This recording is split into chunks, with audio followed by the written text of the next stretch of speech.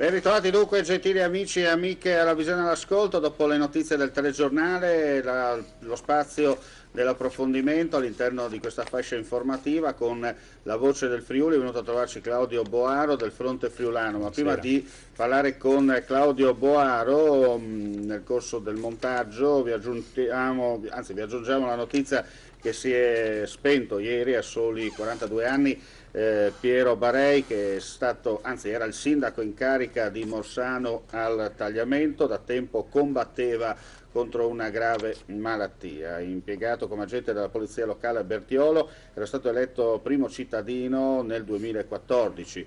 Lascia la moglie Francesca e 2 figli.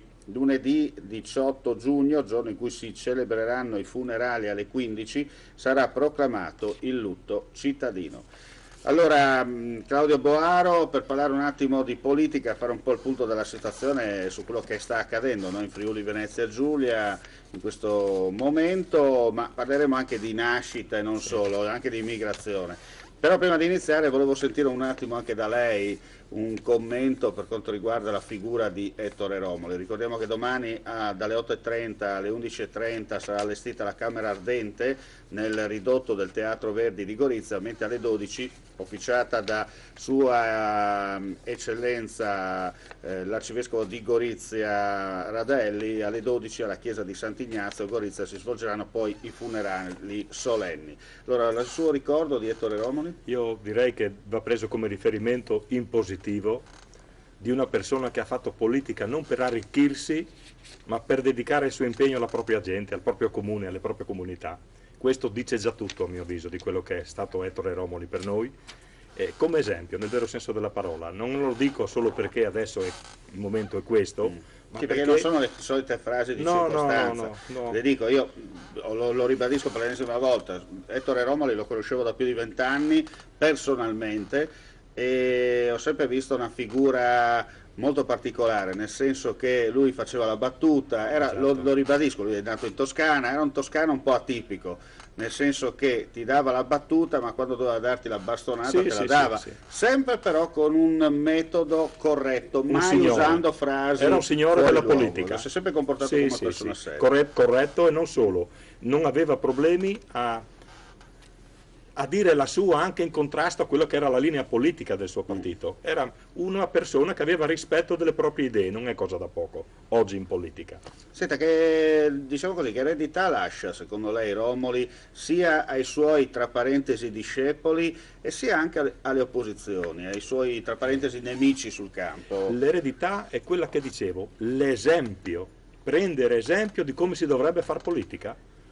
E adoperarsi fino alla fine, non puntare a una sedia perché renda, puntare a un progetto della propria vita in funzione alla comunità in cui si vive. Questa è la vera politica e lui l'ha dimostrato fino alla fine.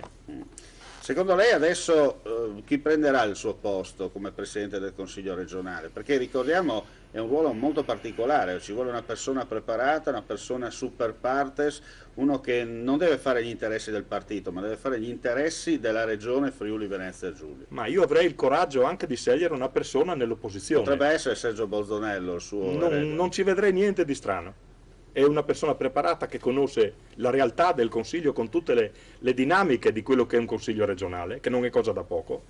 Non trascuriamo il fatto che in questo contesto sono moltissime le persone nuove che si sono affacciate a sedersi nel Consiglio regionale e anche che quindi grazie al traino. Esatto, perché purtroppo per buona parte del loro mandato il primo anno saranno lì a dire sì e no in base a quello che dicono gli altri, ma si renderanno poco conto di quello che votano anche. Sì, è inutile negare certe evidenze, succede nei piccoli consigli comunali con le matricole e badate bene, succede anche in regione. Insomma, mi permetta di dire, Boaro, nessuno è nato imparato, nessuno è nasciuto hashtag, famoso hashtag, per fare questo, nel senso che ognuno per arrivare dove deve arrivare teoricamente deve fare un percorso, si parte dal basso, dall'ultimo scalino e si arriva, se si è bravi o meno, insomma comunque se uno è bravo prima o dopo lì ci arriva, insomma, perché deve conoscere anche come funziona la macchina. Penso che mai come in questo momento c'è la necessità di utilizzare, non sfruttare, di utilizzare al meglio le esperienze che ci sono a disposizione in Consiglio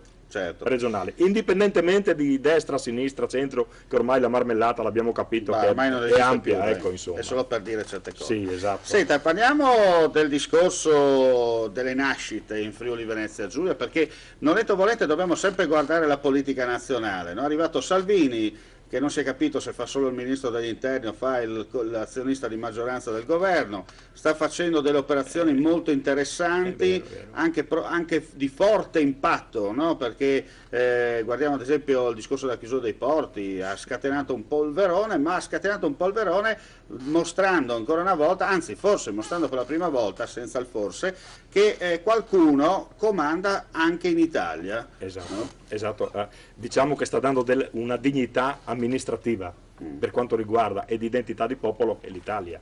L'Italia ha votato in una certa maniera non per buttare via quello che c'era, ma per bacchettare quello che c'era. E quello che è importante adesso per chi governa, per chi ci amministra a livello nazionale, è essere coerenti con quello che hanno promesso. Certo. Perché altrimenti la gente ha dimostrato, e lo ha dimostrato votando, che in un momento cambia di nuovo. Non è, siamo abituati negli ultimi tempi a vedere partiti incredibili come Forza Italia andare giù di brutto, il PD che sembrava padrone del mondo giù di brutto, quindi la gente ha capito che bisogna utilizzare il voto per premiare o punire determinati comportamenti. Senta, ma chi accusa questi metodi come populismo, identità e teoria della razza, che poi bisogna capire se è la razza in friulano, perché bisogna anche capire, no? Perché tutti parlano, si sciacquano la bocca, esatto. Adesso tutte queste onlus e via dicendo, sì. Anche a destra, sì, qualcuno vero. Perché il portafoglio sta sempre a destra, no? Il cuore a sinistra, ma il portafoglio sta a destra, che si sciacquano la bocca, questo razzismo, no. Probabilmente mi permetta, si cerca di sparare o ululare alla luna perché fino adesso più che razzisti in Italia eravamo delle galline? Qual ha centrato il problema? Usando sempre la grammatica friulana. La debolezza politica di chi precedeva questo governo adesso si sta scagliando contro questo governo, cercando di denigrarlo dal punto di vista del razzismo e via dicendo.